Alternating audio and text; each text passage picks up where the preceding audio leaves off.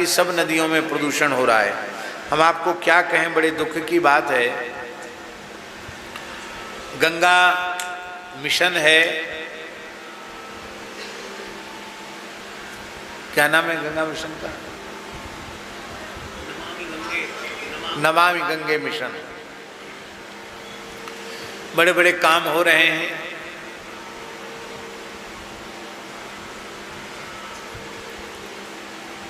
और लोग कहते हैं गंगा जी को अविरल और निर्मल बनाओ। गंगा इस देश की आत्मा है, यमुना जी ब्रज का प्राण है। ये बात सब सही है महाराज, लेकिन हम आपको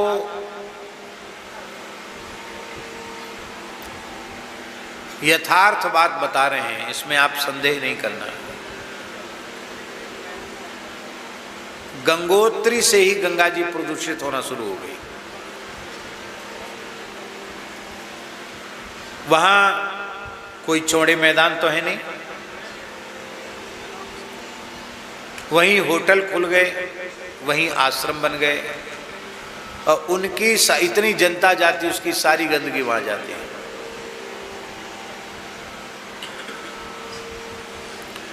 फिर ज्यों-ज्यों गंगा जी नीचे आती चली जाती है, त्यों-त्यों प्रदूषण बढ़ता चला जाता है।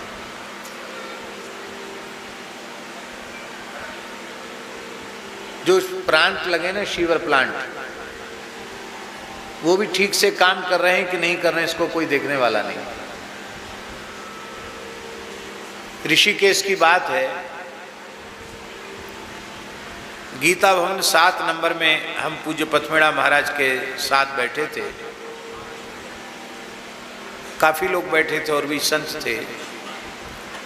थोड़ी देर में इतनी तेज दुर्गंध आई कि सबको वहां से उठ के जाना पड़ा। इतनी दुर्गंध कैसे आई? गंगा जी का किनारा है। तो पता चला कि यहाँ का जो सीवर है वो काम कर नहीं रहा है, तो दिन में नहीं रात को सरकारी लोग उसको खोल देते हैं, तो सारा मलमूत्र गंगा जी में जाता है, उसी की बदबू है।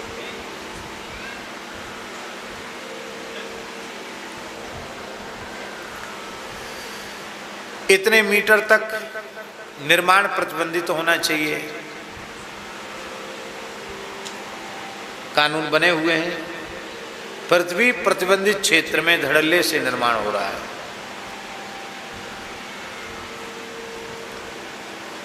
दूषित जल भी सीधे पवित्र नदियों में जा रहा है। दूषित जल क्या कहें उसको, नाला कहें, गंदगी कहें, सब जा रहे हैं। इसमें बड़ी कठोरता से निर्णय लेना पड़ेगा,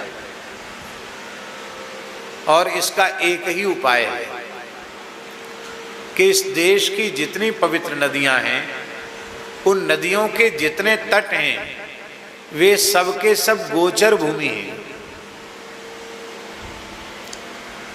आप 100 साल पहले का इतिहास उठा के देख लो, नदियों के तट प्रांत गायों के विचरने के लिए ही सुनिश्चित हुआ करते थे।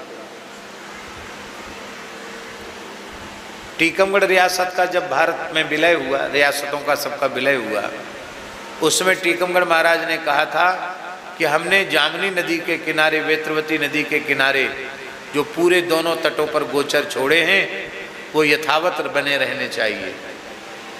इसी शर्त पर उन्होंने विलय किया था, और विलय हो गया, गोचर खत्म हो गया। हजारों एकड़ गोचर थे, हजारों एकड़ गोचर।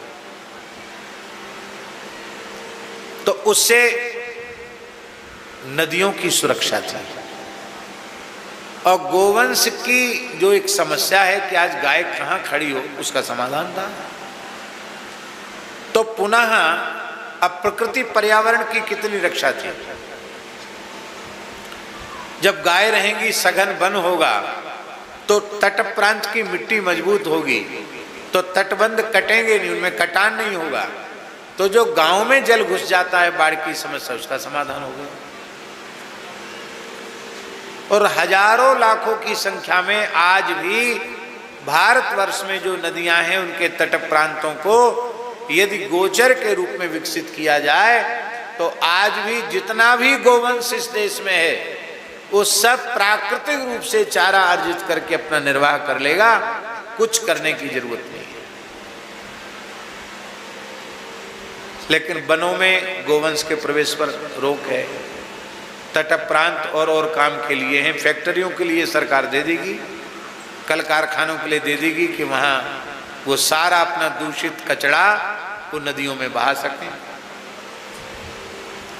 होना यह चाहिए कि नदी के कम से कम 50 किलोमीटर इधर और 50 किलोमीटर इधर तक कोई कल कारखाना ना हो, और जितने बड़े बड़े कल कारखाने वो सब नदियों के किनारे हैं। और तो और ये बड़े बड़े कट्टी घर जो है ना, बूचड़ खाने, ये भी सब नदियों के किनारे हैं। लाखों टन पानी मांस धोने में खर्च हो जाता है और वो सब बह करके गंगा यमुना आदि नदियों में जाता है और डिब्बों में पैक होकर के मांस विदेश चला जाता है। सच्ची बात तो यह है कि गंगा यमुना आचमन के योग्य नहीं रही। इसलिए नदियों को बचाना, पर्वतों को बचाना, जंगलों को बचाना, ये हमारा कर्तव्य है। ये अपने स्वभाव में, आदत में डाल लो कि हम किसी सरोवर को, किसी कुंड को, किसी कुएं को, किसी बावड़ी को हम प्रदूषित न करें। हम अधिक से अधिक प्रकृति और पर्यावरण को सुरक्षित, संरक्षित करके उसकी सेवा कर सकें, ऐसा भाव सबके मन में होना चाहिए। माई मेरे श्याम